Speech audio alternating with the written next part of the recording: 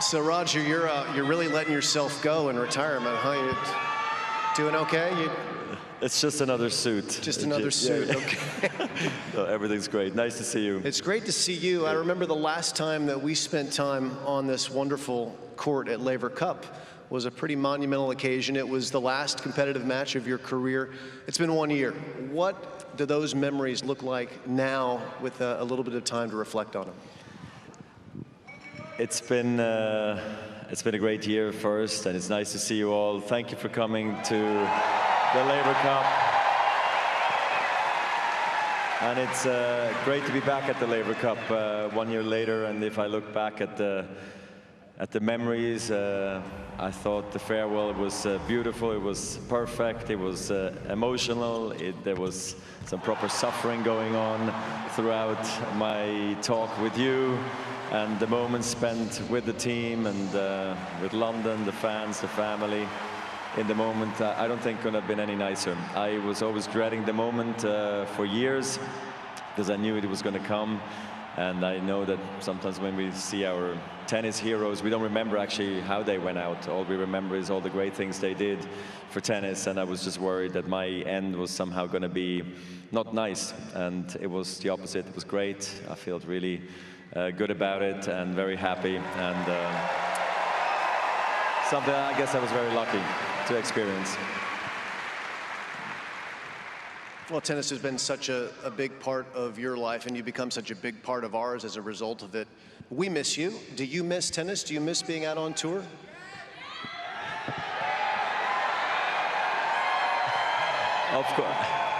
Of course I do. Of course I do, guys. Yeah, in a way I miss everything about the game and the exciting moments spent on court, the break points saved, winning match points, holding up trophies, walking past fans, taking selfies. It's all part of one big happy family on the tour. I still have those moments from time to time, you know, when I went to Wimbledon or I went to Halle, and I've made myself a promise that I will be no stranger to the tour. I will try to come back from time to time, not all the time, but from time to time, and that's why I'm so happy to be here as well. Also, it's been beautiful to be at home more. I mean, I've also been traveling, been busy, but you know, it's great to don't have the weight of another match, of another practice where maybe the body's not right, and just spending time with friends and family has been an incredible, it's been an incredible year, honestly. But sure, I do miss a lot of the places that I used to travel to regularly, and I have so many friends there, and we used to have the best time, and yeah, so can't have it all. I've had it for 25 years, and it was incredible, and I would do it all over again, but it came to an end in a great way.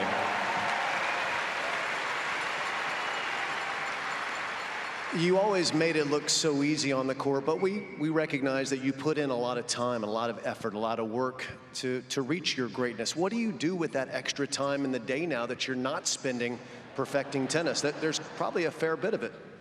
Yeah, those days are long, but at the same time, I still feel I don't have enough time, you know, because I packed my schedule up. 4 kids will do that to you as well. So I'm a professional driver nowadays, and organizer, and a logistics man. So it's yeah, it's definitely a test on a completely another level. And then. I mean, there's lots going on. I'm still in the gym. Actually, I'm surprised I'm going to the gym. I always used to dread the moment of going to the gym, so I do that like 4 or 5 times a week, believe it or not. I don't look the part, maybe. No, wait, hold on. Let's stop you for 1 second now. Are you still at your playing weight, or have you sort of let it go a little bit? No, I'm a little bit heavier, unfortunately. You're hiding it well. I'm working on that right now. I'm on a diet. No, I don't think so.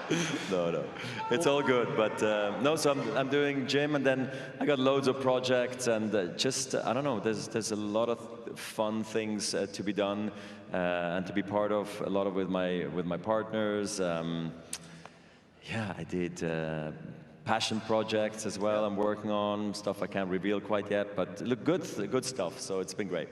One thing that we got to share, that's worth applause. Feel free to anytime. Over the years, we've gotten to hear your singing voice a little bit. We know you're a little musical, maybe not a lot musical, but we didn't realize that you actually were part of a band at one point in time, and that you got to kind of revisit that moment with the band. I don't know if you guys ever heard of a band, they might be playing next door right now, Coldplay? What was this all about? Where did this happen? What were you doing on stage with Coldplay?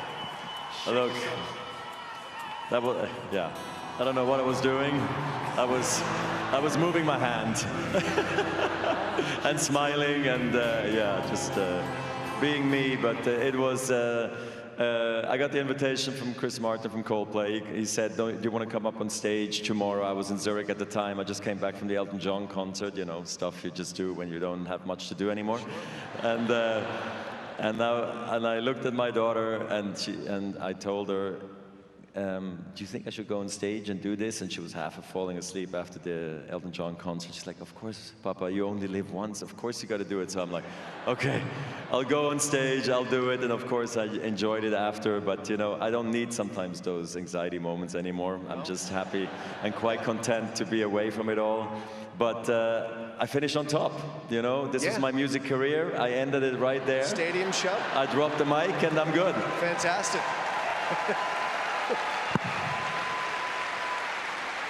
Well, it's not just me asking the questions up here. I'm also a conduit for some of our viewers, both on social media and in the audience, who want to hear from you. So our first one tonight is from Nandita, who's up in section 118. And the question is, professional tennis seems like a lonely journey.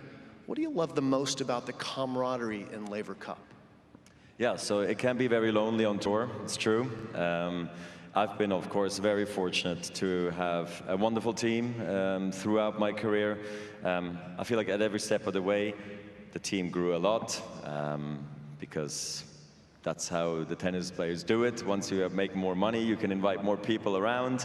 Then my parents then would also join me from time to time, and we had loads of friends, like I said before, that would always come and visit me on tour. And then the kids came, so we were a whole traveling circus, so it was incredible. But being in a team environment, I think for an individual athlete like a tennis player is a great, great thing. And that's why I've always been a big team player, and for me the Laver Cup, I guess, is an amazing combination of all that, you know, being on the team with other heroes and being together, having dinner together, lunch together, talking tennis all day, and just feeding off one another, and hopefully leaving the Laver Cup motivated and inspired to go on and, you know, do great things and win every tournament you possibly can. And I feel like the Laver Cup did that for me as well. It really gave me something to look forward to, and then also something to talk about after I had left it. So I think for us individual athletes, sometimes it's tough, you know, when you win. That's why we just saw the great celebration of Francis and Tommy, you know, how they're like jumping at each other. I don't know what they were doing, but they were doing something. And you know, when you win, you're alone on the court, right? And it's game, set, and match, and you win, and you're there all by yourself, but you would like to hug the whole crowd, but they're tucked away, right? And that's why I think winning in a team is a great thing, and can release a lot of great emotions like we've seen also again today. No doubt.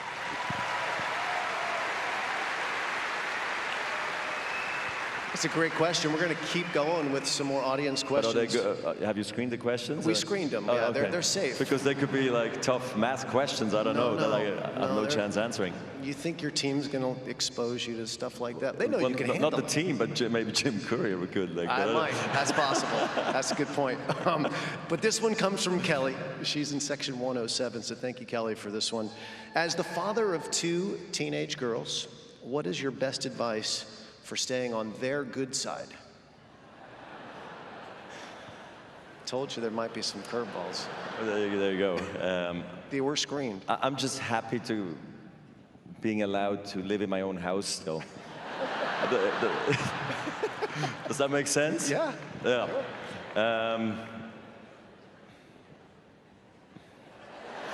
Thinking about this one carefully, aren't you? Yeah, it's tough times. It's tough times. They're amazing. I love them, but my God, I can't believe that they are who they are right now at 14.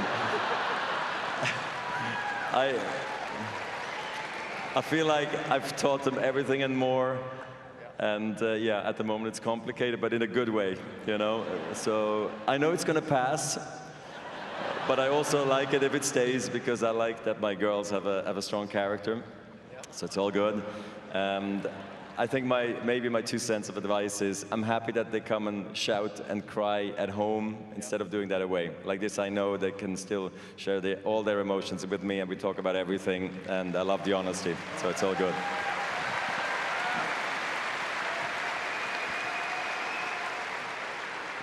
So, I'm not sure, do we have, are we able to get down to Roger's old team captain? Okay, so we have your old team captain who would like to ask you a question. So you have your ears on, you can hear this. So if you're listening, Bjorn, fire Yes. when ready. Oh, there he is, the king. Hello, Roger. Roger, my good friend, first of all, we miss you in tennis. The world miss you in tennis. I have one, yes, that's very true. I have one question, Roger. In the future, would you like to be the team captain for Team Europe?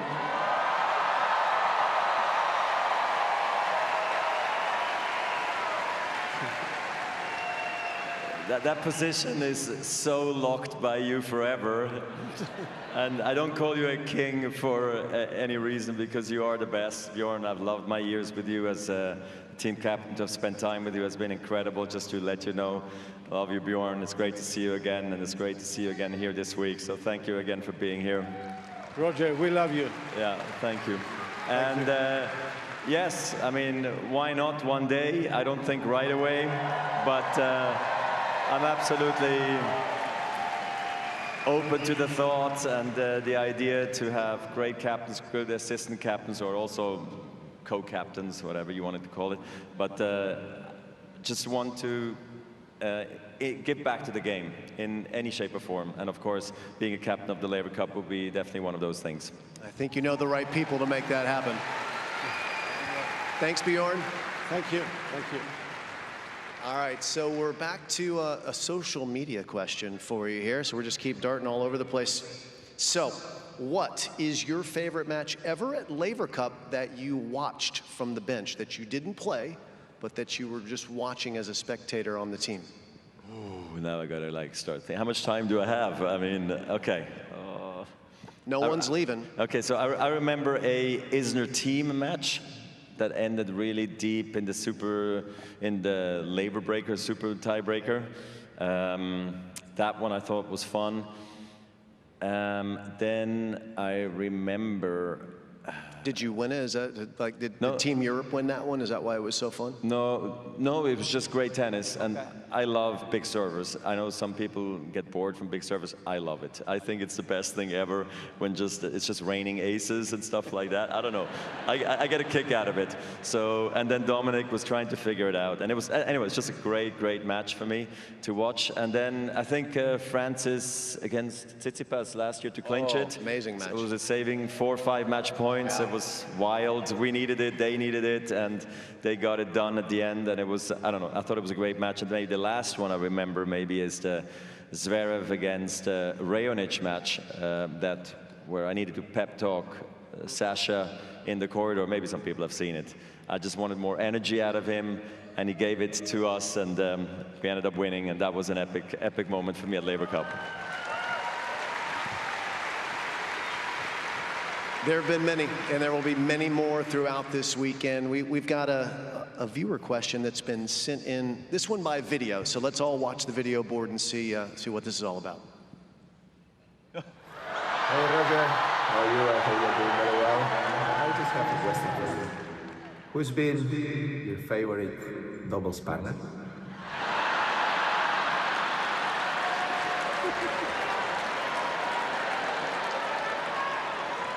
I mean,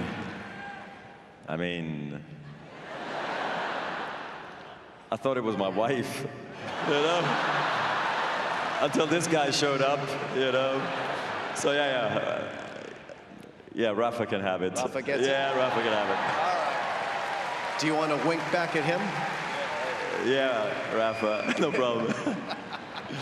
Oh yeah, it's been, I mean, last year was, I mean, on another level special. So yeah, we'll share that forever. Well, we have a question coming up now from someone who shared that stage with you. One of your opponents in that match has something to say as well. So let's welcome in Mr. Tiafoe. What's up? What's going on? What's going on? Rock, just want to ask you, in a Hollywood movie about your life, who would play you and who might play Novak and Rafa? Oh my God, you're asking me a question here. Let's just start with you. Who would play you? Me? This is so bad. I don't know. I almost have to give on the question, but I don't know. Leo DiCaprio, I don't know. Here's a hint. Hey, wait. Here's a hint. Here's a hint. We're in Canada. Let's go with Ryan Reynolds. What about that? Right? Yes. Right? I'm happy with that too. Ryan Reynolds is good, yeah, Right? for sure. I think that's pretty good. And then Novak and Rafa. Yeah. What about me? Oh my God, I mean. Who would play me, Rocky? Any ideas from the crowd? What are we hearing? Tom Holland. Tom Holland. Pretty good. Yeah. This is tough. I don't know. Francis, you got any ideas back there? What do we have? Matthew McConaughey, he was in Novak's box, right? Yeah. Francis, you have any ideas? And maybe one for Rafa. Francis, help me out. Oh, for Rafa, I got nothing for Antonio you, man. Banderas. Oh, Antonio. Okay. So I don't know. All right, it's a bit of a reach. That's a tough question. That's a by tough Big question Fo. like this on the spot. He was a tough opponent last year for you. He's tough again tonight. Yeah, he's annoying. All right, I've got one for you that's not annoying at all. All right, this one you're going to like a lot. This is from Olivia, who's over here in section 118. And her question is, Roger, I'm 9 years old. What advice would you give to a 9-year-old Roger Federer? Trying to process, yeah. Well, have fun when you go to practice. Have a good time. Listen to your parents. Listen to your coaches. They're right. You know, and maybe you would have had a better career with a double-handed backhand. You know.